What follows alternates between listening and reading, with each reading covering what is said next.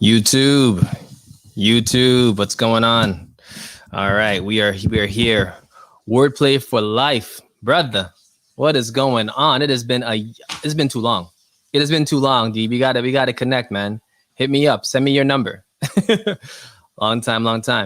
All right, everybody, what's going on? Welcome to Wealth Wednesday. The episode today is legacy. How to keep your legacy. All right. Now, the reason for this title is simply because this. There was a story, and I'm going to kind of try to retell it as best as I can. There was a great-grandfather who left his grandchildren around $500,000. Okay. Now, that $500,000 over time, I can hear water, that $500,000 over time, after he died, he gave it to the grandfather, and the grandfather ended up living in a trailer park and died in a trailer park that he did not own. Right. So, moral of the story, the planning of the great grandfather was set up in a way where he had designed everything to kind of be left to his kids, leave a legacy. But the children that he left it to, unfortunately, didn't have the wherewithal to maintain and keep the legacy. Right. So today we're going to talk about a little bit about that. I'm going to go into some things that actually just came across my timeline this, today, that I want to share with you. And we'll go over the stock market. I know you guys that have your investments in cryptocurrency.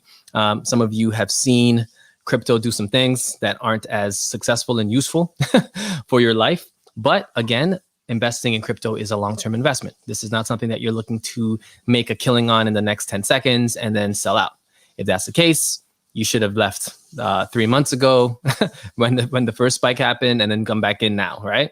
But for everyone else, we're going to kind of go through a warm view of what that's like and let you guys know that, you're not in a bad position. All right. So YouTube, what's going on? I'm going to share my screen over here. If you guys aren't following us, you can definitely follow us on our StreamYard. We are sponsored by StreamYard, which definitely is a sponsor of some kind, I would say. They allow us to do these lives. So we love it and we enjoy it. So let's go to... Oh, I want to go to this window. Hold on, y'all. I'm just opening up my StreamYard. For those who are following us, you can follow us on my page. Just go to the link in the bio and you'll be able to see us there. We're pulling everything up. All right. StreamYard is up and running. Perfect. All right, cool. All right. So first item of business, I want to share with you a few quotes, right? And I think that these really hit me because when you think about life, you think about what makes things make sense, right? So the first one that I have is this, an affirmation, right? It's by Nikki Banas, and it says, "I am healing and growing, no matter the season, no matter the weather. I know that ultimately my lessons and blessings are helping me to become even more. Helping me to become even more me. I do not rush my growth or healing, and I know that just like the sun, moon, flowers, and trees, we all grow and move in our own time. So I slow down, I feel, I breathe, I heal, I grow, I become, all in perfect time." Tell me that's not sweet, right? So I'll read this for you one more time. This is an affirmation that I came across my timeline today, and it just seemed like it was very timely when it comes to, just affirmations in general. So I'm gonna read it one more time, okay? I am healing and growing, no matter the season, no matter the weather. I know that ultimately my lessons and blessings are helping me to become an even more me. I do not rush my growth or healing, and know that just like the sun, moon, flowers, and trees, we all grow and move in our own time. So I slow down, I feel, I breathe, I heal, I grow, I become, all in perfect time. Tell me that's not beautiful, right? And I'm wearing a shirt right now that says "I am." It's actually hot in my house, so I wanted to wear a t-shirt today. But there's an onk here if you can kind of see that on the timeline. So it's a shirt that I am. It's actually from Mona Lisa. So Mona Lisa, shout out to your shirt. I can't show you the back. I mean, I could try, but it basically has affirmations on the back of it. And I think again, the reason why I bring this up is that the energy that you have on your day-to-day is going to attract things to you. Period. If your energy is one of negativity, it's going to attract negative things to you. If your energy is one of happiness and abundance, it's going to attract that to you.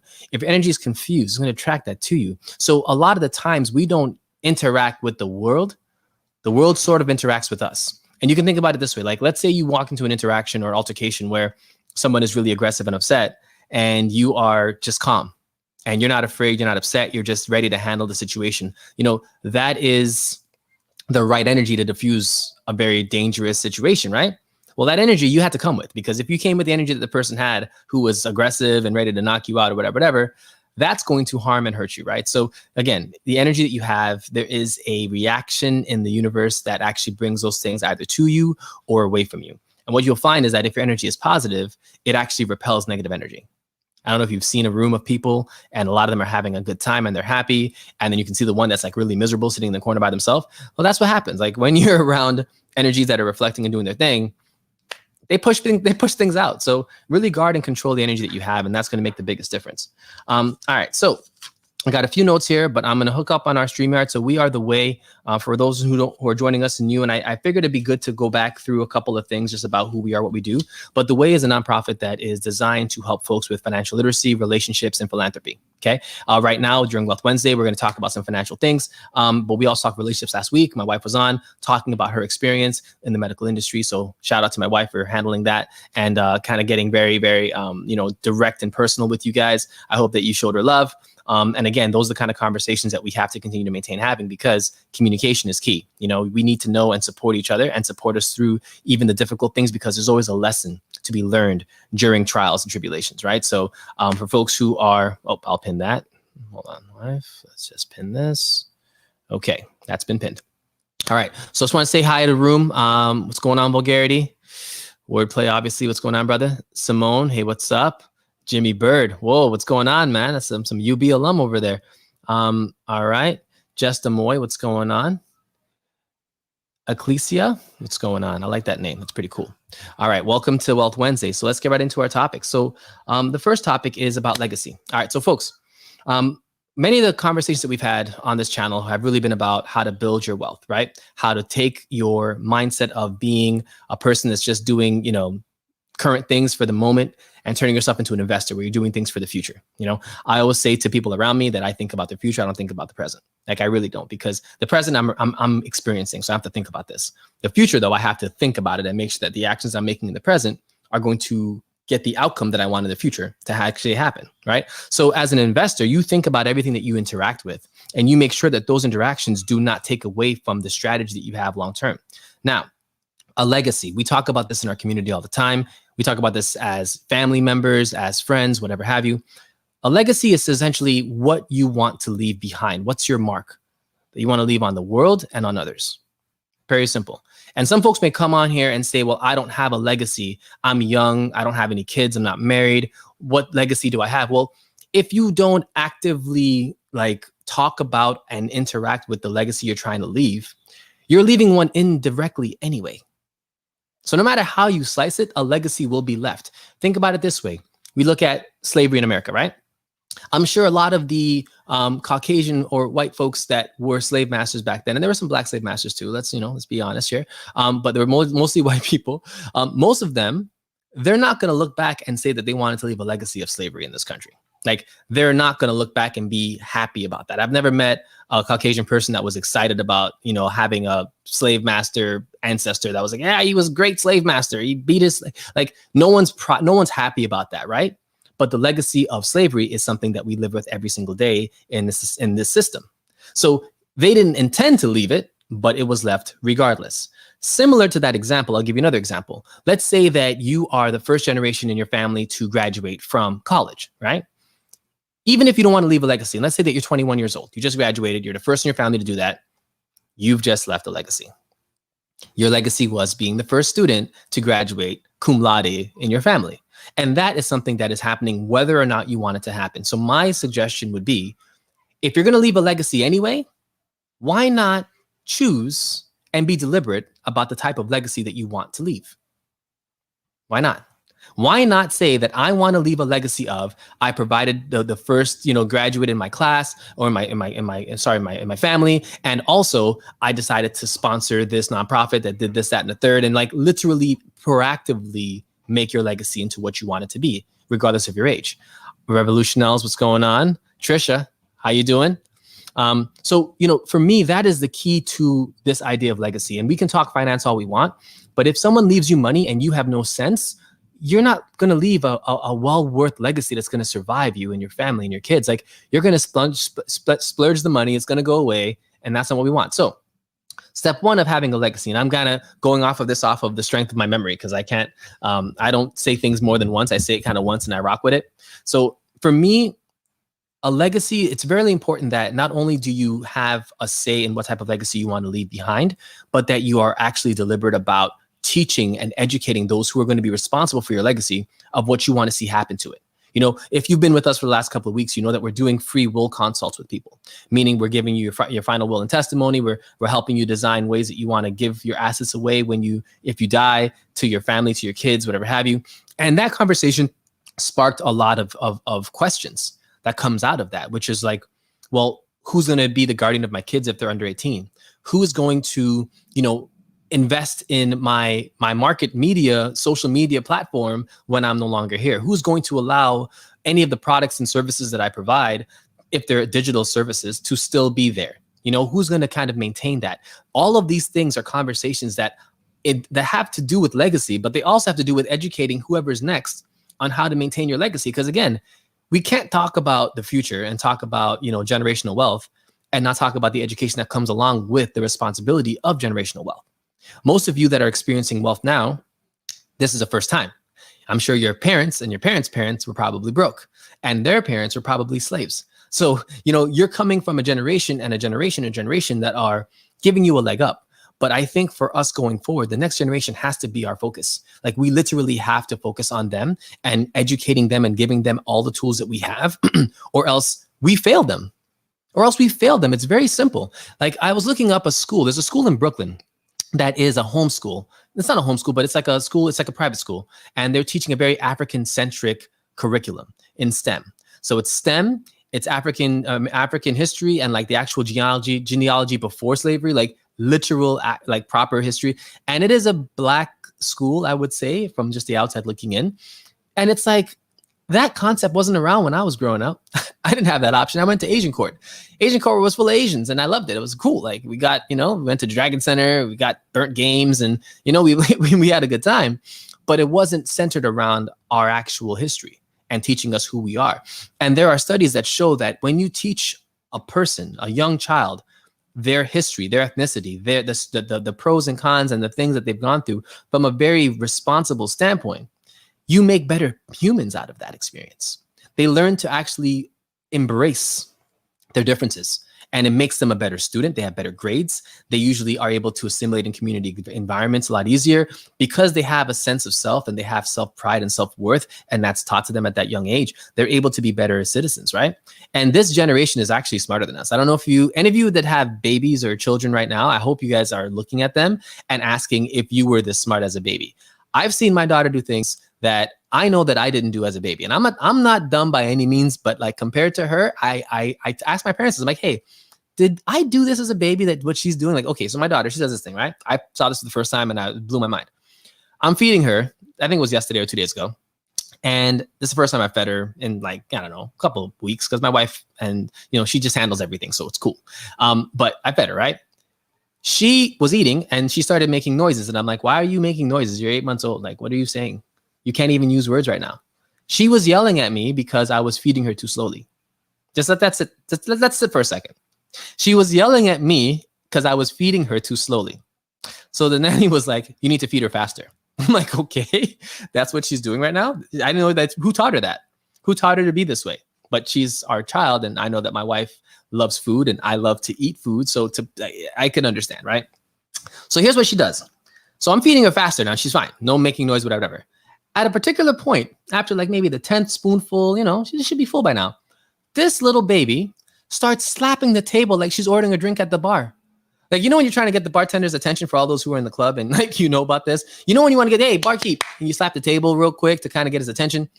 My baby was slapping the table at me, looking at me like, I'm like, what are you doing? Nanny says, oh, she's done. I said, well, you done with what? YouTube. Done with what? What was she done with? She was done with the food, fam. And I'm like, yo, I'm going to talk to my dad about this. I'm like, Dad, did I slap the table when I was finished eating food? He said, no. I'm like, did I give you an indication that you were feeding me? So he said, no. These kids, man, these kids are different, which means that they're going to get the interpretation of what we're giving them a lot faster than we got it, which again, the world should be terrified of this generation coming up if they're about evilness. If the world is about evilness, be fearful, because these kids are about to root all of that out. Like, they're not playing games. It's hard to fool them because they have a sense of self that, again, has been bred into them by, I guess, our generation. But I think things are changing. People are understanding that this is no longer glass half open, glass, half empty, glass half full. No, the glass is half full. We can see it. It's half full. We're going to fill it up. And it's either you're drinking this glass or you're going to get kicked out of the community. Like, pick and choose, right? So this generation right now, they are changing things. So I'm just letting y'all know legacy and teaching them. And again, I'm a plug somebody. So the Mezzotins, they're a group of men that I met through church. And they introduced me to a group of boys upstate New York that are literally being mentored by them as just males and just mentoring young men. And they are literally doing exactly what all of us have to start doing. And I'm going to give him a quick hello. Because again, that's what our job is. Our job literally on this planet is to mentor the next generation and to do it by any means necessary. Because again, this is a war and no one is going to be left unscathed. Like, it's a war and we have to educate them on what they should know, the rules of engagement. And they're teaching these boys about investments, about how to write checks, about credit scores, about how to interact with their friends, how to become, aware of their surroundings and aware of who's going to serve, their positive vibrations. Like, they're literally giving them an education in life. And I feel like we need to continue going back into that because, again, legacy is not just about you having a lot of money that you're inheriting. It's about you having the wisdom and knowledge from the group before you about what you're inheriting, whether that's the earth that you're inheriting, whether it's the medical conditions that you're inheriting, whether it's the fact that, Black and brown folks from the Caribbean are 3 times more likely to have diabetes and sugar as opposed to Africans that live in Africa. Like, these are all the types of things that you need to understand. There's a legacy being left, and we have to educate them on what that legacy looks like. If you're from the Caribbean, you're more likely to get literally cancer, diabetes, and hypertension than any other person on the entire planet. Literally, Black folks from the Caribbean are more likely to get cancer, hypertension, and diabetes more so than every other population on the planet. They are the unhealthiest group of individuals on the planet. Now, why is that? How did that happen?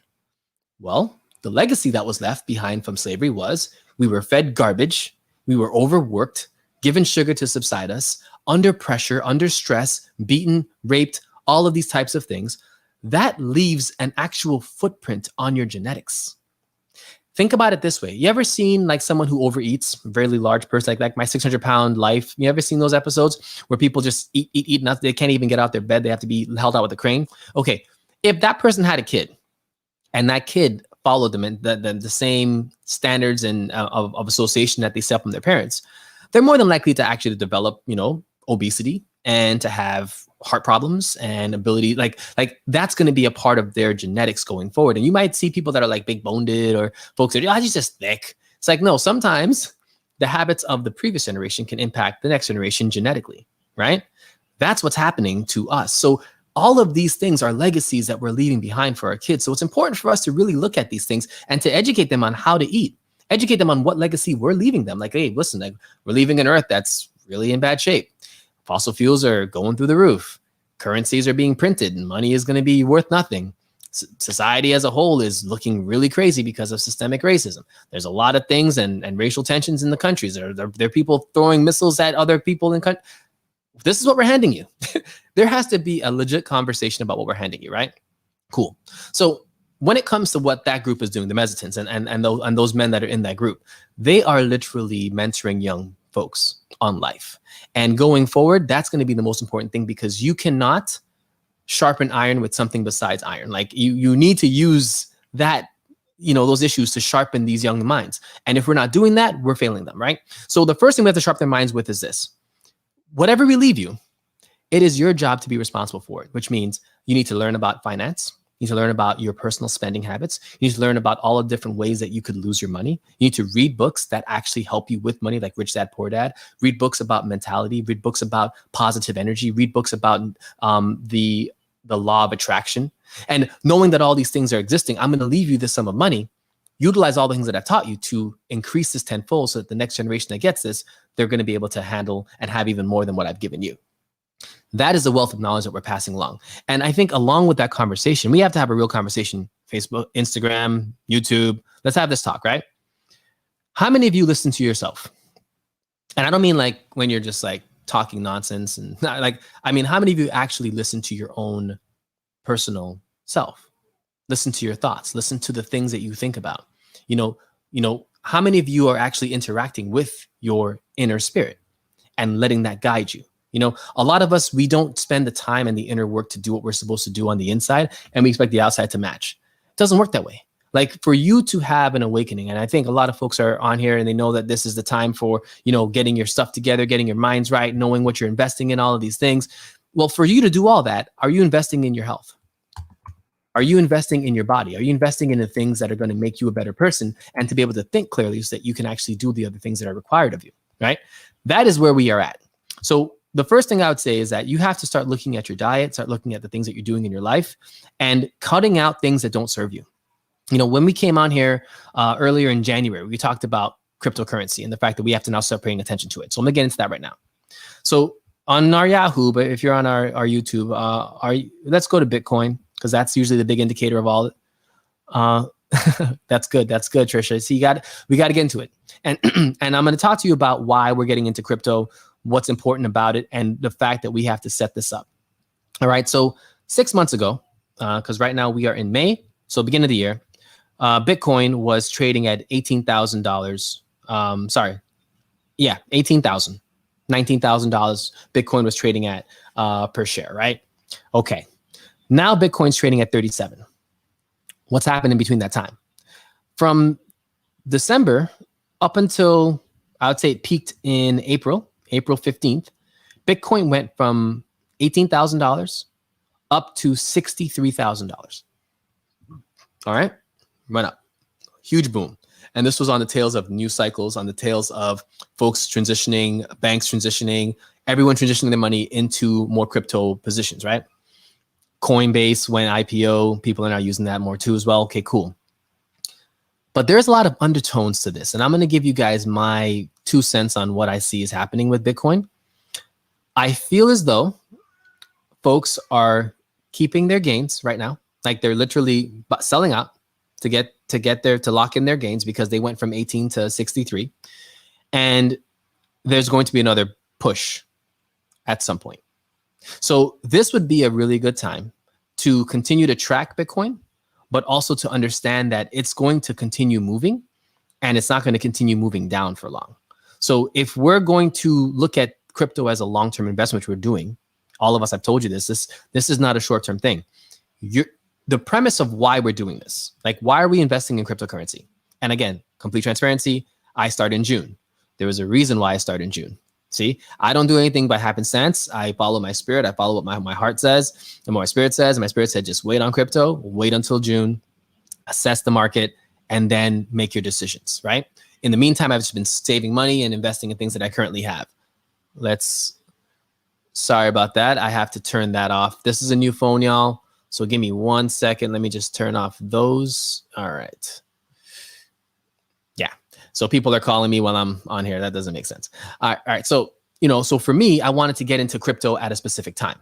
And my timing was, I need to wait until I see how the market's going to react. Because usually when anything's going up, I am hesitant to throw a ton of money at it. I'll dollar cost in, which just means setting up and putting a specific amount in every single time. So if that's $200 every month or 200 every 2 weeks, whatever, I'll do that during an up market because I want to get some of those gains. But the purpose of dollar cost averaging is to get the market when it's also going down.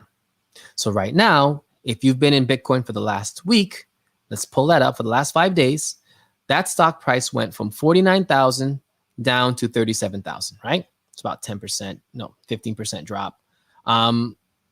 That is significant, right? 15, 20% drop, that's significant. And usually after a 20% pullback, you're going to get some like retracement, and then it's going to kind of boom forward depending on what stock we're talking about. So this would be a good time for folks to double down. And remember, if you owned Bitcoin when it was trading at $63,000 a share, you need to start buying at the lows. So this is exactly when your dollar cost averaging is going to save your life, because what it's going to do is it's going to give you more of those shares at the lower price. Remember, Bitcoin was trading at $18,000 in the beginning of the year. It went up to 63,000, came back down to 37. So it's doing this, right? We have to ride that. You know, don't ever be so pot committed that you don't understand that this is a long-term game. This is not short-term. You know, we're investing in crypto because it is a currency that is going to increase in its value over time based on scarcity, based on straight supply, nothing else.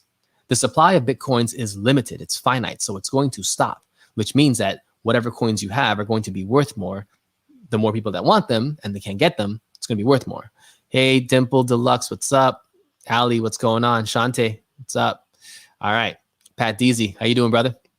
All right. So with crypto specifically, you know, you want to make sure that you are investing on this in the long term. Specifically, it has to be long term. It cannot be short term. You cannot think about, well, it lost 10,000. No, don't invest that way. You're investing with an energy that is not going to be successful for you because you're emotionally going on the roller coaster with the stock market. That's not how it's supposed to be, right? When you're investing in stocks, you want to be consistent and you want to allow time to prove all truth to you, because again, that's what it'll do. So with Bitcoin, for all of you who have lost money in cryptocurrency, I'm telling you right now, and even with the cannabis market, we can look at those next. But for crypto specifically, there are a lot of micro cryptocurrencies that are like under $1, under 50 cents, that are going to move to $1, move to $3, $5. Those are the ones that I'm looking for, and I'm going to be diving into in June. Like literally, those are the ones that I want first, and then I'm going to have a specific amount of my portfolio that's going to be for Bitcoin. Now, here's how I do this, and again, I'm not trying to tell you how to invest your money. I can just tell you what I'm doing, and hopefully you can take something from that. For me, look at your portfolio as 100%, right? And you have to give yourself a percentage that you're comfortable investing in crypto. For some, it's 3% of their total money. For some, it's 10%. For some, it's 50% because they're really aggressive, whatever number you pick, all right? I want you to just consistently invest into crypto with that amount, whatever it is. If you're not comfortable with it, pick a smaller number. So for me, what I'm going to probably do is I'm going to look at my 10% that I usually invest, and about 3% of what I typically invest is going to go into crypto, period, 3%. And after the first month, if it's up, then I'll invest 5%. If it's down, I'll invest 10%. So it's going to go up either way. Like I'm going to invest more. But again, I'll start off with a small number, wait it out, see what it's doing, and then increase based on if the market is doing poorly or good in that market. Now, why do I do that? Because remember, for me, investments are about getting the lowest cost. If Bitcoin's price keeps going down, I want to put more money into that. Because when it rebounds, I want to get all of those slower costed shares that I was able to purchase. I want to be able to make profit on all of them. So that's why, for me, investing is really not about the cycle that it's in. It's more so about, I want to continue to win and continue to dollar cost into these stock positions or investment positions consistently over time, because when I'm 50, I'm not going to care. I'm not going to care that Bitcoin did all of this. I'm just going to be happy that I invested the entire time. Ask anybody with a 401k, right? Who's contributing 3%, 10%, whatever it is. Ask them after 10 years if they were mad about that investment. I guarantee you that not any of them, 0% of them would say that they're unhappy with their 401k. Why? Because over 10 years times, usually it would have grown, and their complaint, and as an advisor, this is what I got. I was an advisor for 5 years. Here's what I got.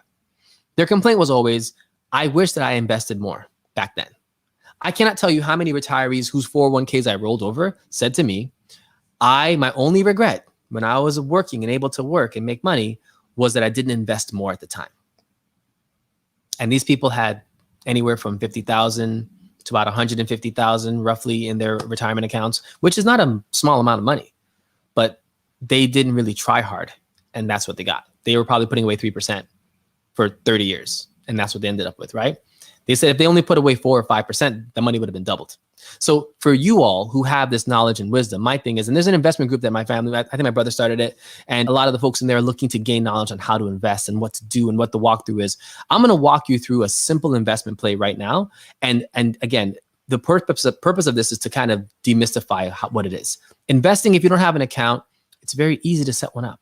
If you've never invested before, you literally have to find a platform you want to invest in and just sign up and just make your first trade. That's really it. So the first step that I would do if you're new to investments is you go to finance.yahoo.com.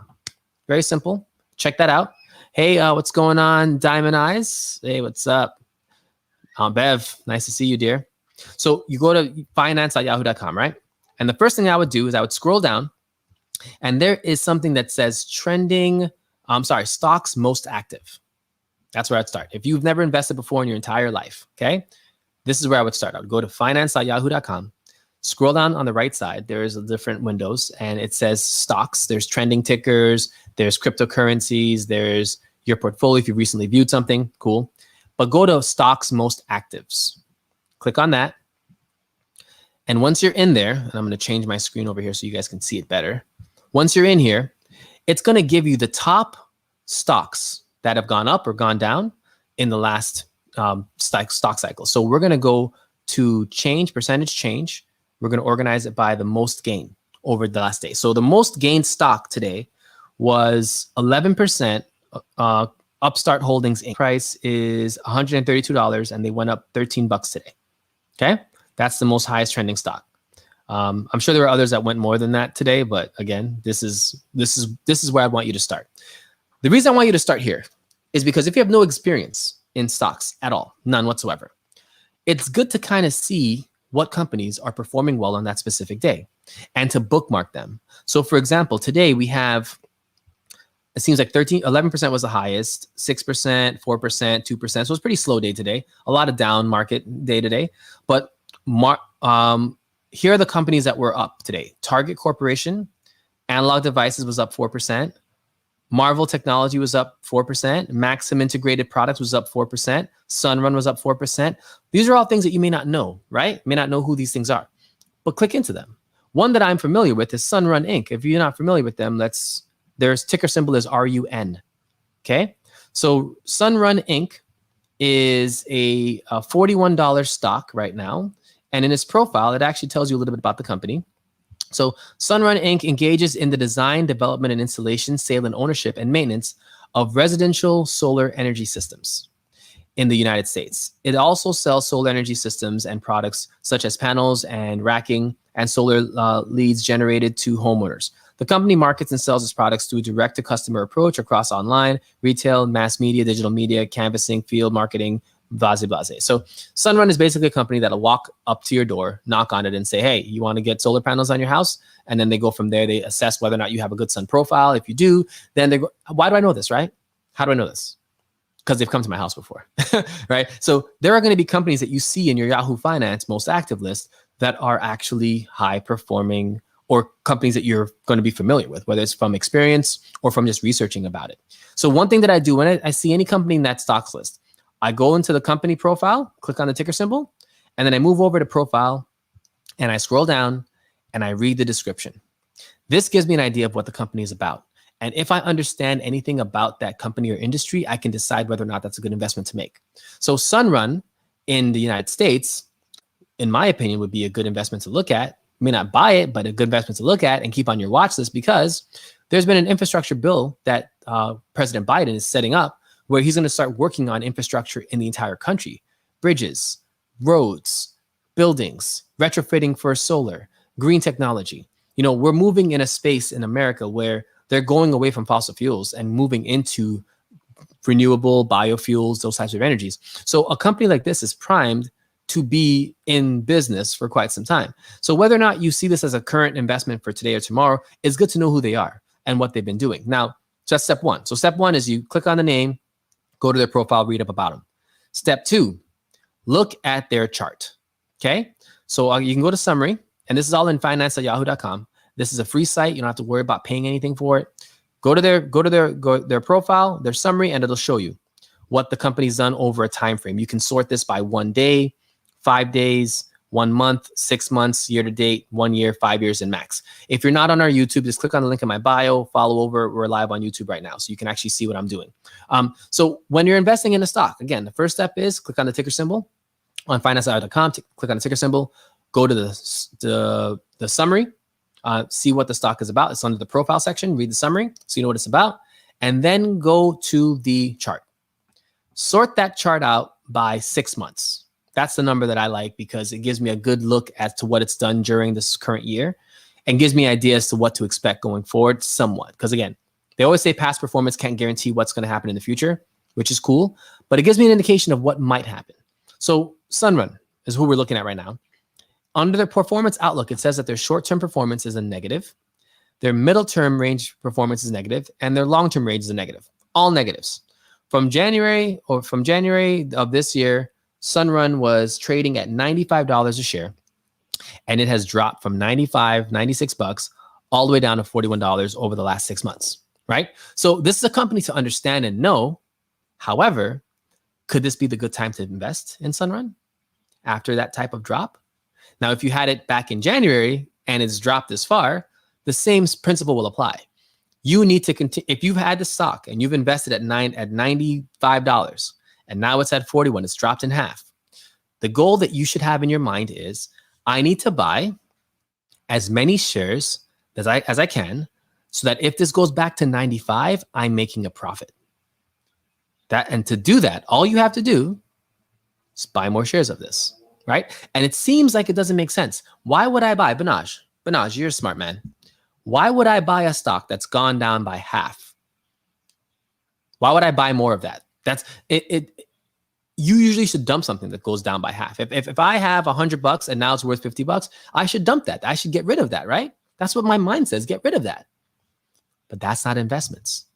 Investments don't work that way. They're cyclical. They go through ups and downs. If I go to Sunrun for the year to date, if I go back a year, a whole year, back to May of 2020, right?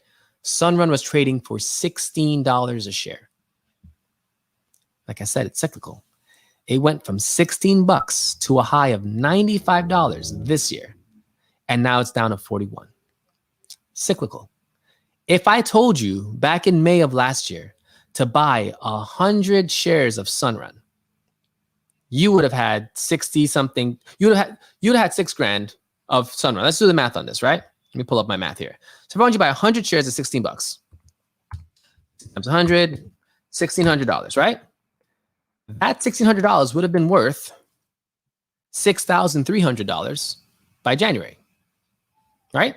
Now, the reason why I work in these numbers is that like you're going from $1,600 to $6,000 in the span of 8 months. It's cyclical. So the goal is not to get caught up on the fact that it went from 16 bucks to 63. The goal is to buy as many shares as you can along the way. And if you get a dip in price, to continue to buy more, because again, who's to say what Sunrun's going to be in 5 years, especially considering that the entire economy is going electric. The entire economy is going renewable energy. It's a thing. They're in the right industry. So for me, I feel like the reason why their prices and all the things that they have are going down is because, again, home ownership, death, jobs, all of these actual fiscal things that matter. Folks aren't buying solar panels right now. They're too busy trying to feed themselves. You know what I mean? So if the economy is opening back up and folks are going back to work, the economy is going to do its thing, you're getting a discount now on this stock. And I don't care what Yahoo Finance says, because again, Yahoo Finance is saying that its middle term, 6 weeks to 9 months, it's a negative, and its long term is a negative. All of that is good and gravy. But if you bought Sunrun a year ago at 16 bucks, you're still in the green. You've been in the green the whole time, right? So I don't care about the performance outlook if it's not in the economic outlook, right? Our economies are slowly opening back up. There hasn't been a fifth wave yet, so let's knock on wood, so it doesn't come. But right now, the economy is opening back up. Folks are getting vaccinated. Hey, D. Coleman, what's up, brother? Kung Pao, what's going on, Crystal? How you doing? Oh, by the way, if you guys are in New York City and you need a caterer or someone to make you amazing, delicious food, Kung Pao is the person that you need to follow. So follow her and just Yeah, we gotta connect up so I can get some of that credit. We're gonna cater something, but she can cook. If you just follow her page, you're gonna love it. And D Cole, always good to see you, man. Bootcut Podcast, these guys are always on point. All right, so a company like Sunrun is going to again be primed in a market like this. Now we've talked about crypto being primed, we've talked about cannabis stocks being primed, and now we're talking about solar stocks being primed. They're all primed. They're all primed.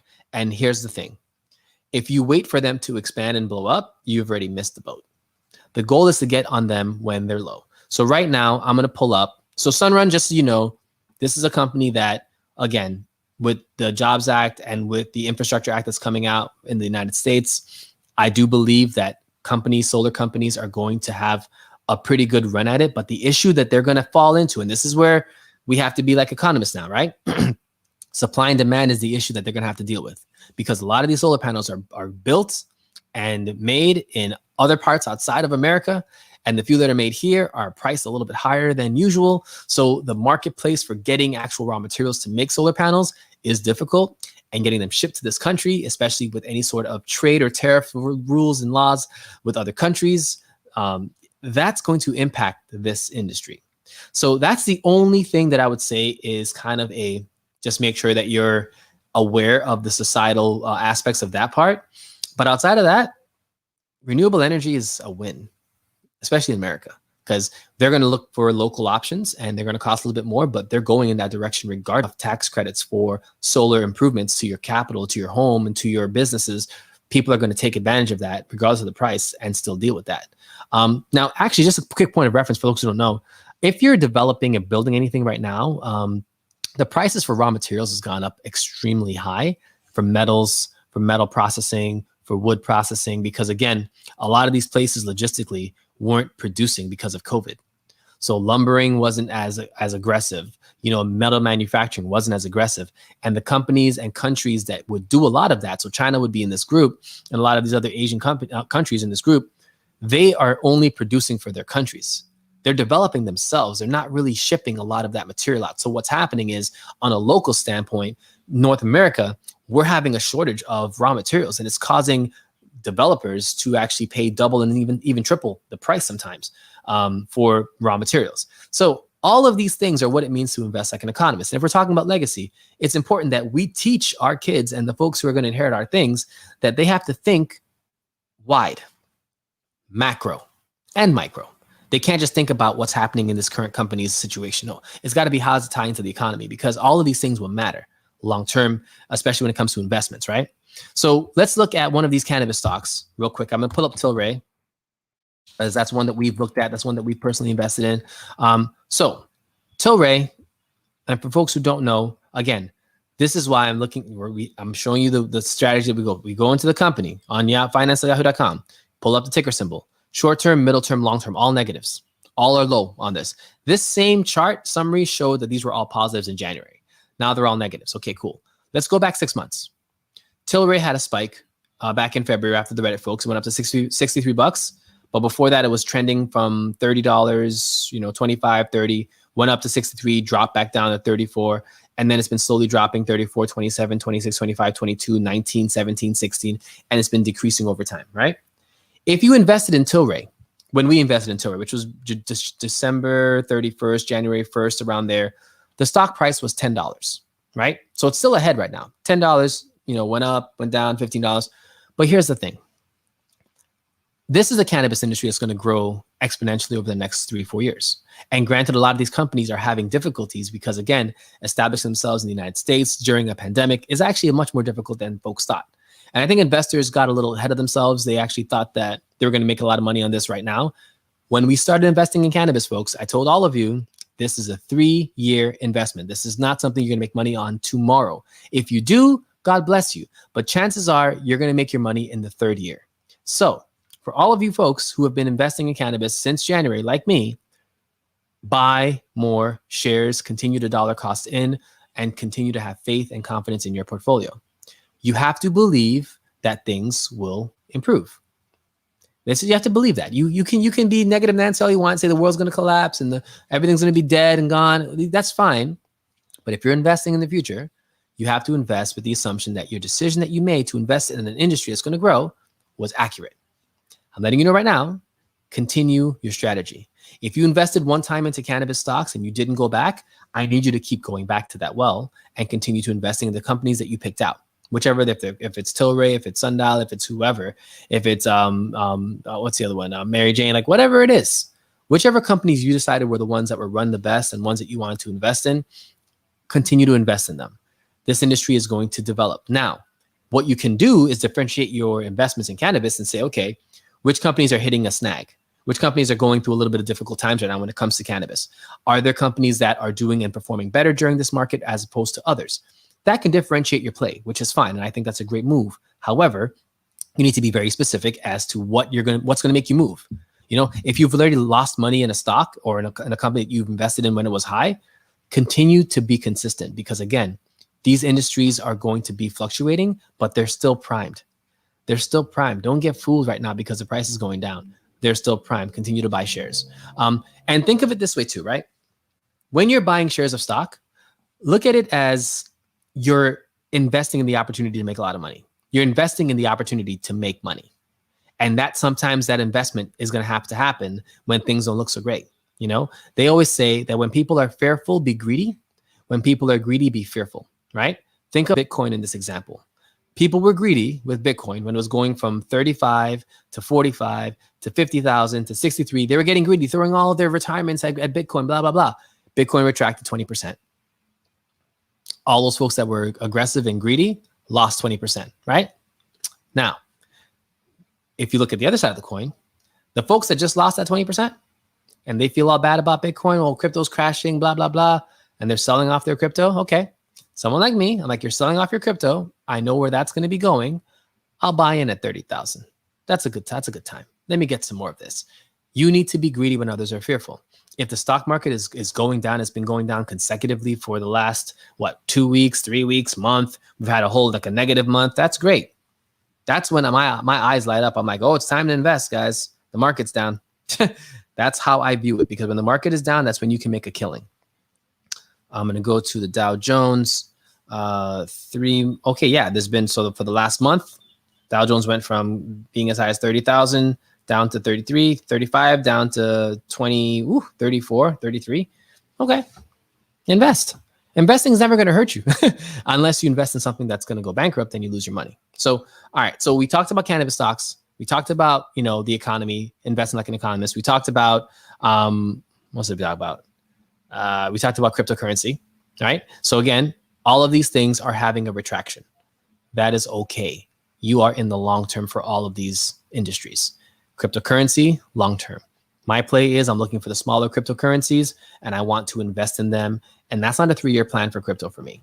This is like a month-to-month plan. Like I'm literally investing in these micro cryptocurrencies to see if any of them are going to pop. And I'm going to have a steady amount going into Bitcoin, period.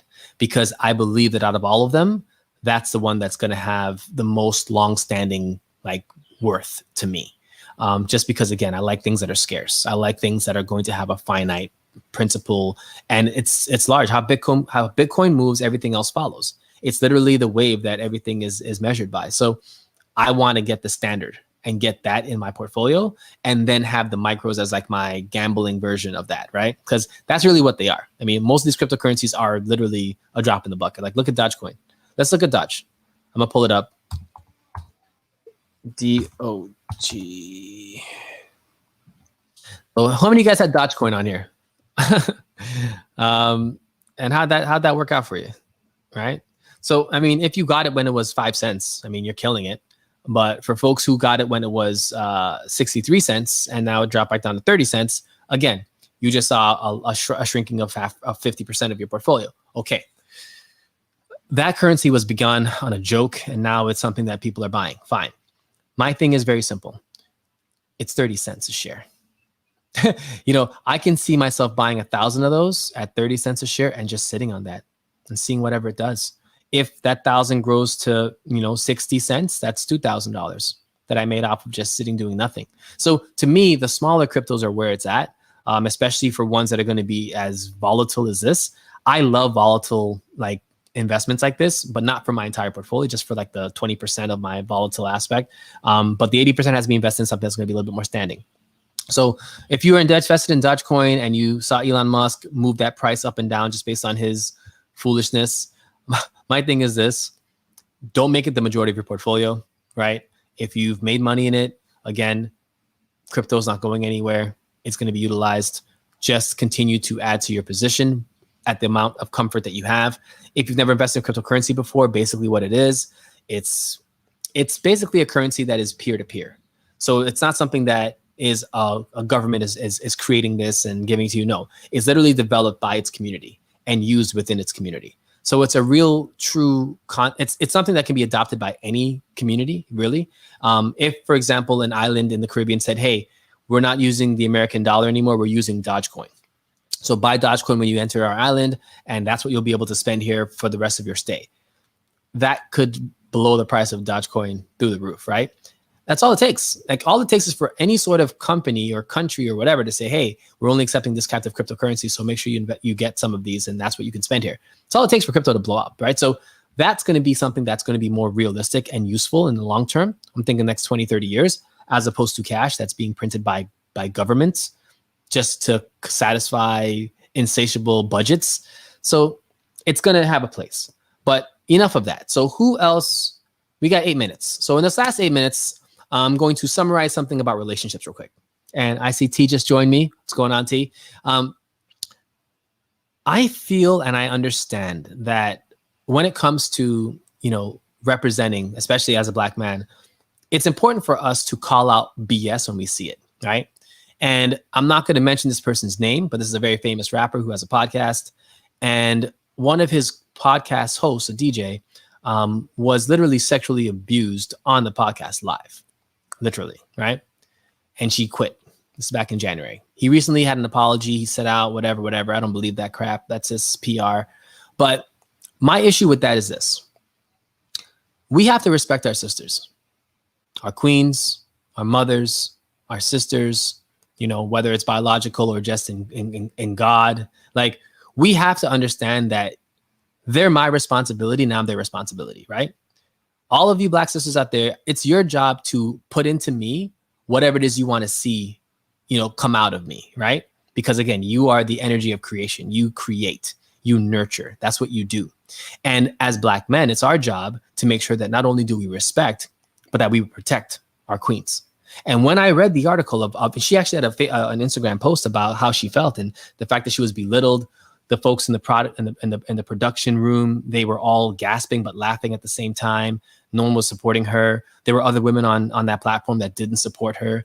And I'm gonna call out the women on that platform to say, hey, when stuff like that goes down, it's your job to actually support and to help your fellow sister going through a sexually abusive interaction with a Black man that's obviously disrespecting women and has no right to even have a show or a podcast for that matter. But as a Black man, I'll say this. I can't speak for Black women, but for Black men, I'll say that we have to do a better job at protecting ours and protecting them, not just by who's physically around us, but by protecting those who aren't close to us, by checking the men in our lives and the men that we see doing foolishness when it comes to Black women, period. If they're disrespecting them, check them. If they're not treating them right, check them. If these are your friends and people in your circle and your network, check them. As a Black king, it is your job to be that litmus test. If it's not flying with you, it's not flying. You're not allowed to disrespect my queen. You're not allowed to disrespect any queen for that matter, because that could be someone's sister. That could be my sister. That could be my cousin. That could be, my mom. Like, imagine someone came up and slapped my mom and I witnessed that. You think I'd stand for that? Oh, hell no. So let's see someone goes and slaps somebody else's mom and I witnessed that. What am I going to do as a Black man? And I hope you guys understand. I'm not condoning violence, but trust me, there is a universal law that says whatever was used to create the harm has to be used to fix the harm. So if you use physical to cause a harm, then if I use physical to fix the harm, universally, I'm not out of my lane, right? And that could just be yelling. That could just be acknowledging. That could just be, preventing something from happening, or it could be physically doing something else. But more of the story is, I need us to continue to act in a space of holding others accountable around us. And what you're seeing right now as society is that Black people, men and women, are holding white people accountable to their racism or their lack of understanding racism, right? We are no longer accepting, and it says, this just says I am, and there's affirmations on the back. I am a king, I am a god, I am all these things, right? My affirmations. But we as Black people are no longer allowing any ethnicity to tell us who we are and what we are. We're not allowing them to disrespect us.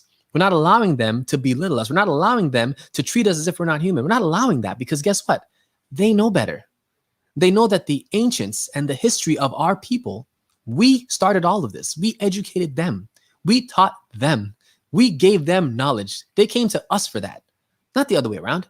So for me, as knowledge and understanding increases, I want us to kind of own our calling, own who you are. If you are a person of melanated background or even not, I want you to own who you are because guess what? You don't have to be melanated to own yourself and to own who you are as a person and to know that things that are designed to hurt a specific group of people cannot be just and cannot be okay. And just because you don't understand it doesn't mean that you are allowed to just live in your ignorance. Because either you're willfully ignorant or you just don't actually know. And either way, you run into me, I'm going to teach you. I'm going to show you what's up. And then you can no longer claim ignorance. So for me, what I'll say is this. Everybody that's hearing my voice and that understands that we as melanated folks have an advantage. Our advantage is very simple. No matter what you give us, we turn it into what we are. We are gold. We are silver. We are earth. We are all of the colors of the rainbow. We are universal beings. We are spirit guided. We have a seed of God within us that teaches us how to treat each other and how to live a moral and righteous life. We learned evil from what you did to us. We learned evil from how you treated us. We learned evil from how you treated each other. And here's a funny thing.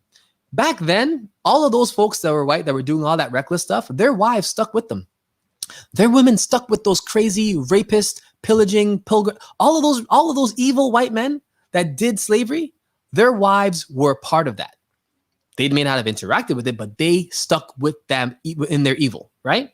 So I'm saying, no matter how many times you've been hurt by a Black man, I'm talking to my queens right now, understand that it is my job to let you know that we love and value you.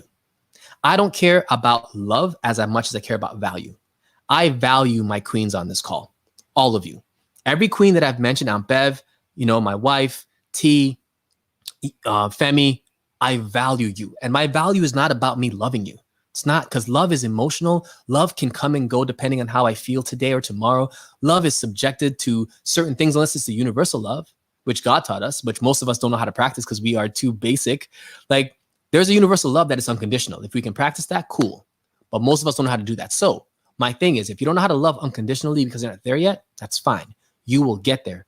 I value you. When you value somebody, you can't treat them any old way. And I think that if we start looking at our relationships from that standpoint of, is there a value add here? Are you as a friend adding value to my life? If you're not, why are you close enough to me? Why are you close to me? Because if I'm adding value to you and you're adding value to me, why are you here? Right? So for me, I'm going to give you all this charge. Black men, I want you to stop loving our queens and I want you to start valuing them. Because if you value them the right way, love is intrinsic. It's going to come. If you value something, you're going to treat it the right way. I value my old little car. And guess what? If you see her now, she looks great. I value my wife. I value my child. I value all of the things in my life, all of the women that have poured into me. I value all of you. So Black man, I want you to share your value and share that you value any of our queens that you see and always uplift and encourage them. And I want to remind you, queens, it is now your job to make sure you value us because it is your job to value me. It is your job to treat me and teach me how to love and to be as loving as you are because you are the seat of creation. Literally, you are the nurturer and provider of all things. That is your God-given gift. Help us and create that energy within us. And as you see Black men hurting because they've been, again, attacked and Black women have been hurting, we need to come together because, again, at this point, it's no longer about what was done. It's about what we are going to do. What legacy are we leaving for our kids going forward? And my time is up. So folks, thank you for Wealth Wednesday. Thank you for joining me. My wife always says that your time is the most valuable gift that you have. I concur. I appreciate each and every one of you. And we're going to be on Clubhouse in about 30 minutes at 9:30, talking more about this subject. So if you folks liked any of this, join us on Clubhouse. And if not, hit up our website, check us out. And again, continue to love on each other, value each other, and remind each other that your love and your life is valued. Before it's loved, it's valued first. And we value you. All right, folks. Love you. Appreciate you. Remember, I am all things that is good, and all things that are good that is in me. All right. Love you guys. Have a good one. Take care. All right, YouTube. I'll catch you guys later. Appreciate y'all. Thanks for sticking out with us and being who you are. Appreciate you guys. And I will see you guys on Clubhouse. And if not, I'll see you next week. Take care now. Remember, legacy is everything. Be safe, y'all.